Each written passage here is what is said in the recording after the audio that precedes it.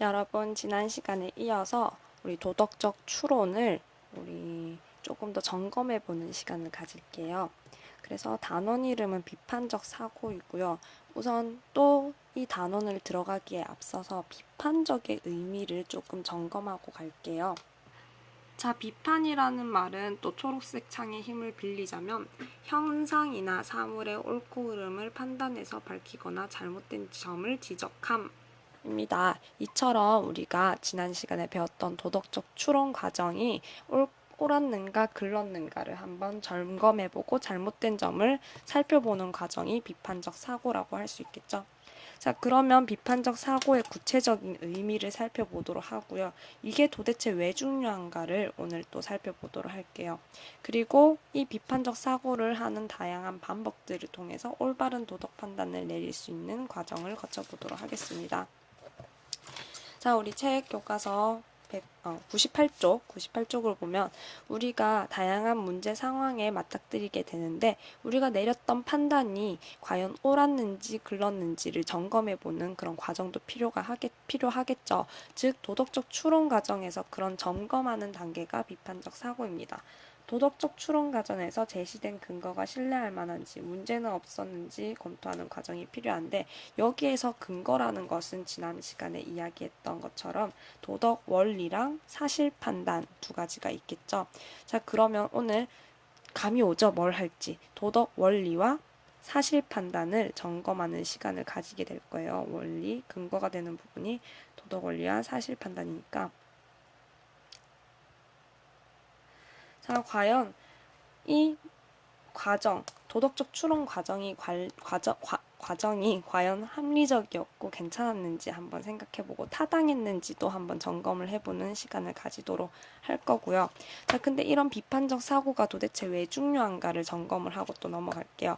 우리가 비판적 사고를 안 하고 만약에 뉴스를 본다거나 하면 우리 수업 시간에 그때 뉴스를 이야기를 하거나 봤었잖아요. 우리 MBC에서 폭력성과 관련된 그런 뉴스를 했는데 PC방에 전원을 내리는 그런 행동을 했었잖아요. 근데 그게 우리가 비판적 사고를 안 하고 막연히 봤다면 문제가 없잖아 라고 생각을 할 수 있는데 우리가 비판적 사고를 제대로 했다면 그 정보가 옳았는지 타당했는지 신뢰할 만했는지를 살펴볼 수 있습니다. 자, 이처럼 우리가 비판적 사고는 우리가 보다 타당한 도덕 판단을 할 수 있게 도움을 줍니다. 여기서 타당한이라는 것은 보다 옳은 이라고 할 수 있겠죠. 보다 옳은 도덕 판단을 할 수 있고 그리고 갈등 상황에서 최선의 대안을 선택할 수 있게 해주기 때문에 우리가 비판적 사고도 매우 중요하다는 점 우리 살펴봐야겠죠. 자, 그러면 첫 번째 우리 비판적 사고의 방법 첫 번째 단계로 넘어갈게요. 우리 도덕적 추론의 과정에서 근거가 되는 부분 중에 사실 판단을 먼저 점검을 하고 갈 건데요. 우리 학습지를 또 꺼내볼까요? 학습지에 쌤이 빈칸을 미리 채워왔는데 비판적 사고의 방법 이 책에 보면요. 도덕 판단을 뒷받침하는 사실 판단이 과연 사실인지 확인하는 과정을 우리 사실 판단 검토라고 부르잖아요. 그리고 이 사례를 우리 다들 수업 시간에 읽어봤을 거예요. 이 줄거리를 이야기를 해보자면 경희가 최근에 지갑을 잃어버렸는데 누가 과연 훔쳐갔을까? 누가 과연 뭐 어떻게 했을까라고 고민을 했는데 수미가 그 유력한 용의자로 찝히게 돼요. 그 근거가 뭐냐면 수미가 며칠 전부터 자신의 지갑에 관심을 보였대요. 그리고 하나 더 근거가 있는데 그 근거가 뭐냐면 수미가 집이 가난하대요. 그 두 가지 이유로 지금 도덕 판단을 내리게 되는데 여기서 도덕 판단 부분은 수미는 나쁜 아이야 라고 하는 부분이죠. 우리 이거는 개별적 도덕 판단이죠. 수미에 대한 판단, 도덕적인 평가니까 수미는 나쁜 아이이다. 그러면 이거에 대한 우리 사실 판단은 어떤 부분, 근거가 되는 부분은 수미가 지갑을 훔쳐갔기 때문이죠. 지갑을 훔쳐갔다. 요거는 우리 경희의 입장에서는 사실 판단이에요. 참 거짓인지는 이제 우리가 검토를 해봐야겠죠? 자, 그러면 요거를 학습지에 옮겨놨어요. 선생님이 방금 봤듯이 수미는 나쁜 아이다. 즉 도덕 판단 수미는 나쁘다. 그리고 수미가 지갑을 훔쳤다. 즉 수미가 지갑을 훔치는 행동을 했다. 이거는 사실 판단이죠. A, B, CA, A, B, CA, CB의 과정을 거쳐서 우리 도덕 원리를 뽑아내자면 지갑을 훔치는 행동은 나쁘다를 뽑아낼 수 있습니다. 자, 근데 여러분들 이거를 한번 검토를 해보려고 하는데요. 지갑을 훔치는 행동은 과연 나쁠까요? 나쁜 거 맞죠? 그러면 이 도덕 원리에는 문제점이 없어요. 그래서 옳기 때문에 동그라미를 해놓은 거예요. 그럼 수미가 지갑을 훔쳤다. 훔치는 행동을 했다. 이거는 사실인가요? 참인가요? 거짓인가요? 이거 알고 보니까 수미가 훔친 게 아닐 수도 있잖아요. 왜냐하면 그 근거가 되는 부분, 근거가 두 가지 있었어. 이거에 대한 근거가 하나는 수미는 가난해. 그리고 두 번째는 수미가 관심을 보였어.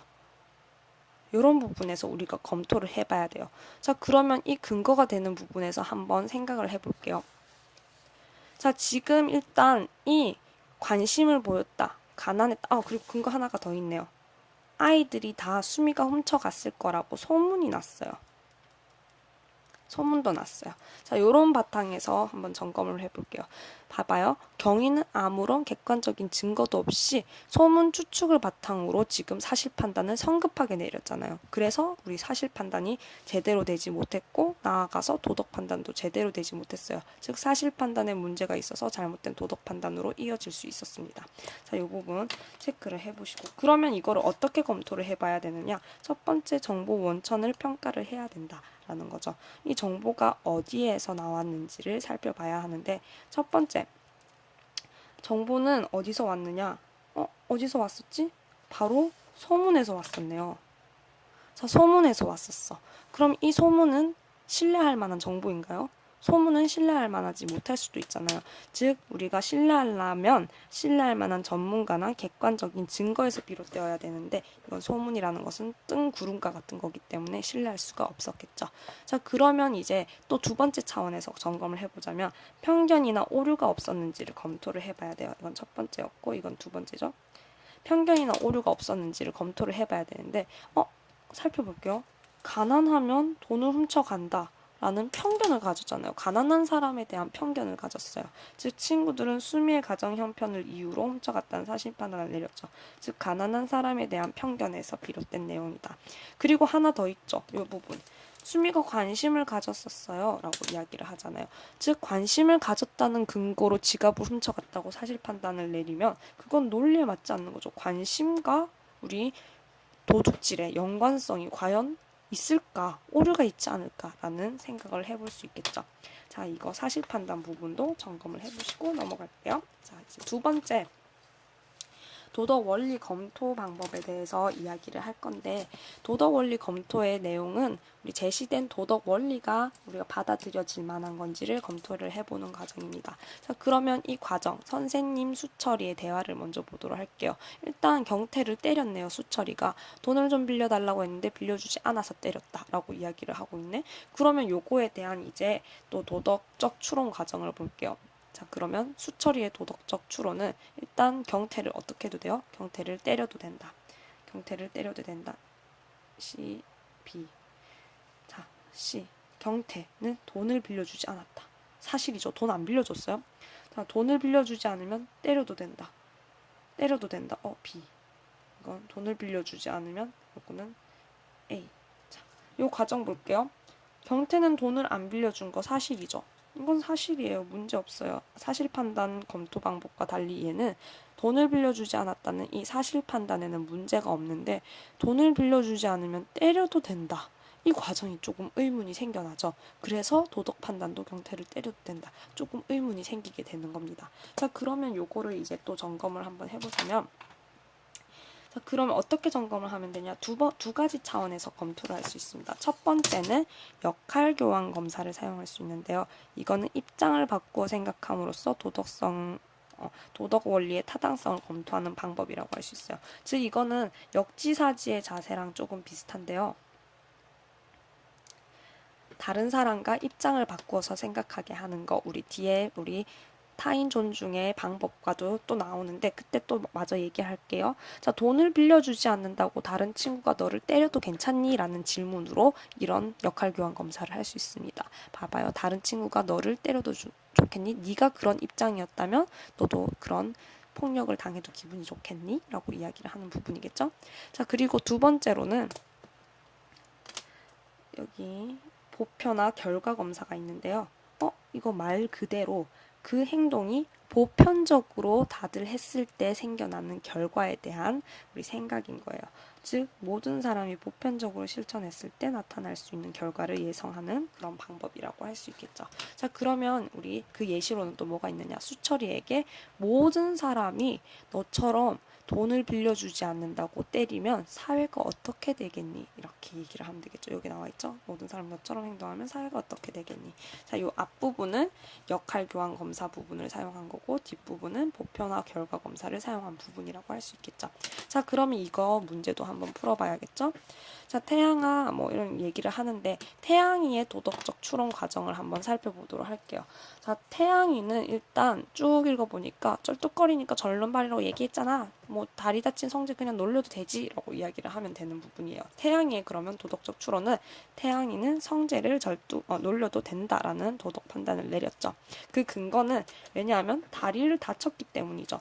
성재는 다리를 다쳤다. 혹은 성재는 절뚝거렸다 라고 얘기를 하면 되겠죠. 그러면 도덕 원리는 절뚝거리면 놀려도 된다. 혹은 다리를 다치면 놀려도 된다. 자, 그러면 요거를 한번 검토를 해보자면 성재는 다리 다친 거 이건 사실이잖아요.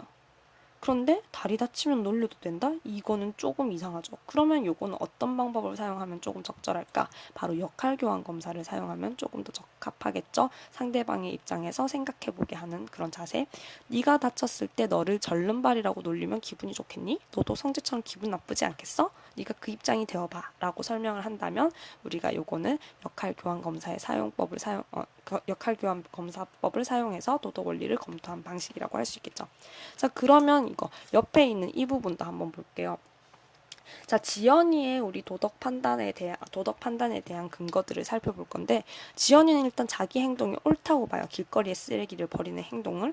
자, 그러면 요렇게 보면 되겠죠? 자, 일단 이 도덕 판단은 나의 행동은 해도 된다인 거예요. 나의 행동은 해도 된다. 왜냐하면 나의 행동은 길거리에 쓰레기를 버리는 행동이고 그 길거리에 쓰레기 버리는 행동은 해도 되기 때문이에요. 자, 지금 그래서 이 도덕 원리가 잘못됐죠. 길거리에 쓰레기를 버리는 행동을 해도 된다. 지연이는 쓰레기 버리는 행동 했잖아요. 얘는 옳았어요. 하지만 이 부분이 조금 애매하죠. 그래서 이 부분을 검토하는 방법으로 보편화 결과 검사를 사용을 했고 모든 사람이 너처럼 길거리에 쓰레기를 버리는 행동을 하면 우리가 사회가 어떻게 되겠니? 라고 물어볼 수 있겠죠. 아니면 이렇게 또 좀 더 심화해서 생각을 해보자면 우리가 도덕 판단이 항상 이 대화 자기가 생각을 내릴 때 이 한 단계만 나오지 않을 수도 있어요. 이 앞에 이 도덕 원리가 또 도덕 판단이 될 수도 있어요. 볼게요. 길거리에 쓰레기를 버리는 행동을 해도 된다. 요거를 도덕 판단으로 놓고 또 보도록 할게요.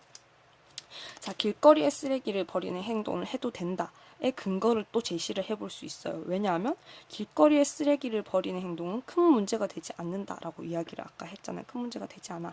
그럼 큰 문제가 되지 않는 행동은 해도 된다라고 이야기를 해볼 수도 있는 문제죠. 그래서 이 두 번의 도덕적 추론 과정을 통해서 나는 이런 행동을 해도 된다라고 결말이 나오게 된 거죠. 그러면 우리 요거를 가지고 보편화 결과 검사를 해볼 수도 있어요. 큰 문제를 되지 않는 행동을 해도 된다인 거면 모든 사람들이 큰 문제가 되지 않는다고 너처럼 그런 행동을 하게 되면 사회가 어떻게 되겠니? 이렇게 얘기해 볼 수도 있는 부분이겠죠. 자, 이런 것들은 참고로 알아두면 좋겠죠. 자, 이건 참고로 알아두세요. 하나의 도덕 판단을 내릴 때도 두 번의 도덕적 추론을 걸치기도 한다라는 거. 자, 그러면 다음 시간에 이제 또 보도록 할게요. 다음 시간에 보기 전에 학습지 보고 가야 되네. 자, 학습지를 보고 갈게요. 정리를 해볼게요. 각자 할 수 있다면 뛰어넘어도 되는데, 자, 비판적 사고라는 것은 제시된 근거가 신뢰할 만한지 문제점 없는지 보는 거고요. 그리고 이 과정을 통해서 보다 옳은 도덕 판단을 내릴 수 있게 되겠죠. 왜냐면 근거가 탄탄해지니까 도덕 판단이 잘 나올 수 있는 거예요. 자, 그러면 이 근거에는 아까 얘기했듯이 도덕 원리랑 사실 판단이 있었다고 했죠. 그리고 도덕적 갈등 상황에서 내가 고민을 하는 상황에서 판단을 내리게 되는데 그 판단이 보다 최선의 대안이 될 수 있도록 이게 도움이 됩니다. 그리고 이런 비판적 사고를 할 수 있는 방법들, 사실 판단 검토와 도덕 원리 검토 두 가지 차원으로 볼 건데요. 첫 번째 정보 원천 평가에서 과연 정보가 신뢰할 만한 건지, 신뢰할 만하려면 전문가나 객관적이어야 되겠죠.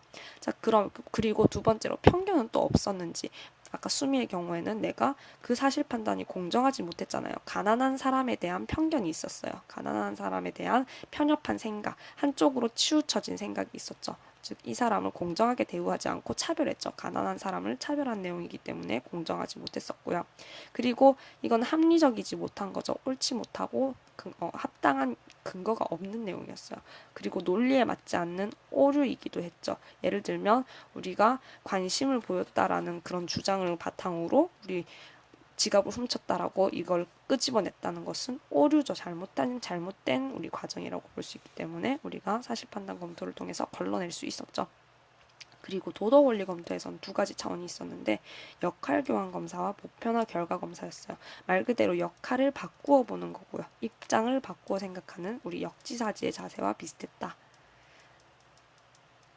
그리고 보편화 결과 검사의 경우는 모든 사람이 보편적으로 실천했을 때 보편적으로 그런 행동을 다들 했을 때 생겨날 수 있는 결과를 예상하는 거다라고 이야기를 했죠. 자, 이 부분 학습지를 바탕으로 이 부분도 읽어보고 공부를 하시면 좋겠죠. 다음에 봐요.